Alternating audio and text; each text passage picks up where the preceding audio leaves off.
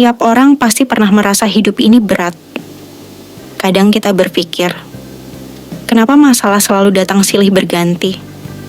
Di rumah ada masalah, di kantor juga ada masalah, bahkan di jalan pun kita bisa tiba-tiba dibuat kesal oleh orang lain. Rasanya seakan dunia ini tidak pernah memberi ruang bagi kita untuk tenang. Coba bayangkan sebuah momen sederhana. Seseorang sedang berkendara dengan santai, hatinya tenang, bahkan ia mencoba menjaga pikiran positif dengan mengulang dalam batin. Semoga semua orang bahagia, semoga semua orang damai. Namun tiba-tiba, ada kendaraan lain yang menyalip dengan kasar, hampir menyerempet. Seketika emosi naik. Kata-kata positif yang tadi terasa indah berubah jadi teriak marah di dalam hati.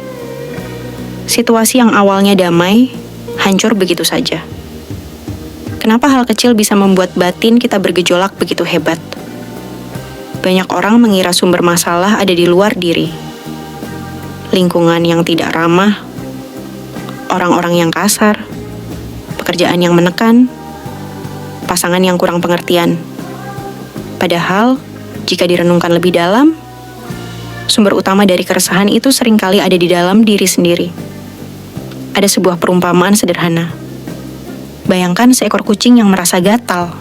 Ia berpikir, mungkin tempat ia berbaring yang membuat gatal. Lalu ia pindah ke tempat lain, tetapi tetap gatal. Ia pindah lagi, tetap sama. Akhirnya ia sadar, yang membuat gatal bukanlah tempatnya, melainkan kutu yang menempel di tubuhnya. Begitulah hidup.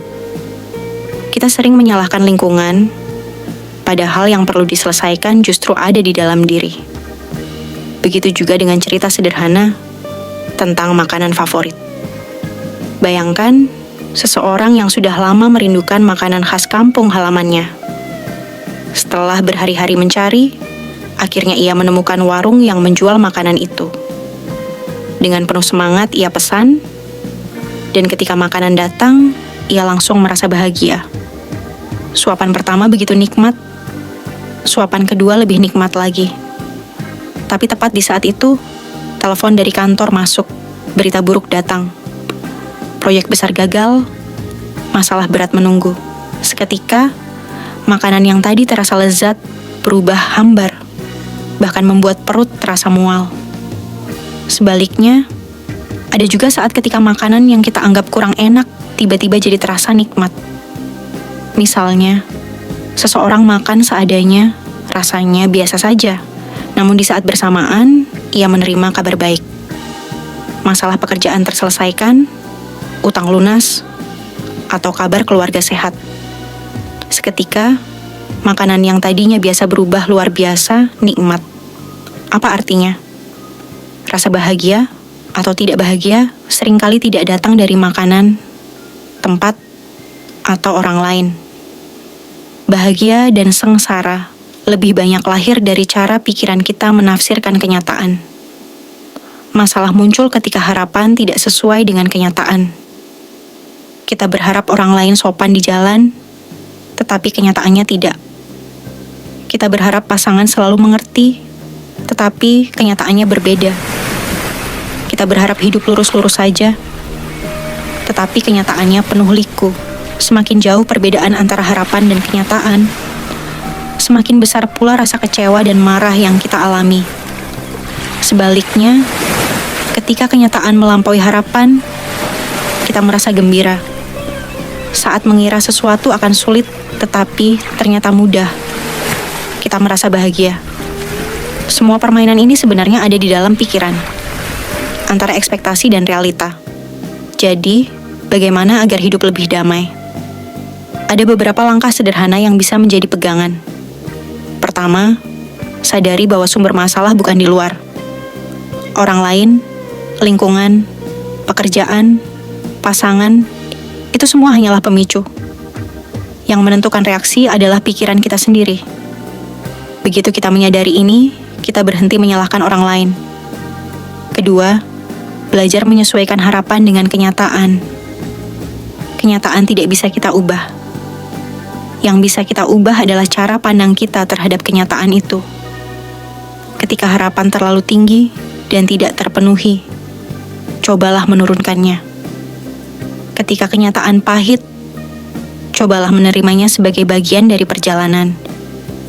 Ketiga, latih kesadaran dalam kehidupan sehari-hari. Mulailah dari hal kecil. Menyadari saat bernapas, menyadari saat berjalan, menyadari saat sedang makan. Latihan sederhana ini menumbuhkan kebiasaan untuk hadir penuh di momen sekarang, bukan larut dalam kekecewaan masa lalu atau kecemasan masa depan. Bayangkan ketika seseorang sedang berkendara, lalu ada yang menyalip dengan kasar. Jika ia memiliki kesadaran, ia mungkin akan berpikir, mungkin orang itu sedang terburu-buru. Mungkin ada keluarganya yang sakit.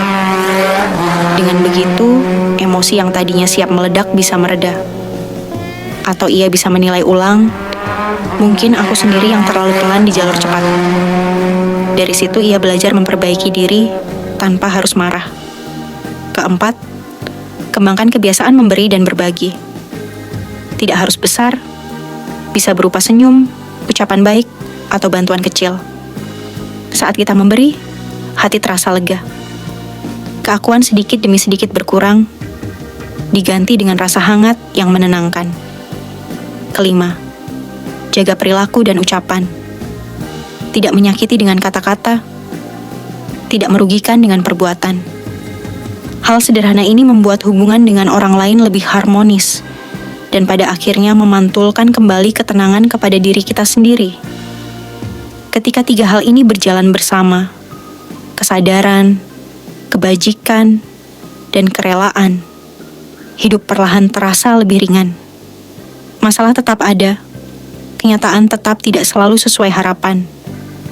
Tetapi, cara kita menyikapinya berbeda. Bukan lagi dengan marah, melainkan dengan penerimaan. Bukan lagi dengan menyalahkan, melainkan dengan memahami. Pada akhirnya hidup damai bukan soal menghindari masalah, melainkan soal bagaimana kita menata pikiran agar tidak selalu bertabrakan dengan kenyataan. Hidup bahagia bukan soal memiliki segalanya, melainkan soal mampu melihat apa adanya dan tetap merasa cukup. Dan mungkin inilah yang bisa kita sebut sebagai seni menjalani hidup.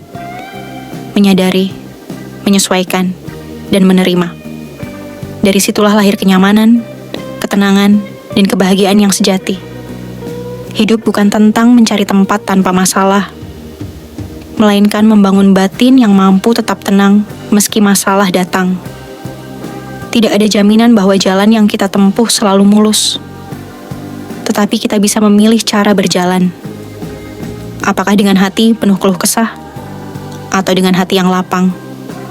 Kalau kita bisa menjaga pikiran tetap jernih, harapan tetap realistis, dan kesadaran selalu hadir, maka apapun yang terjadi di sekitar, batin tetap tenang.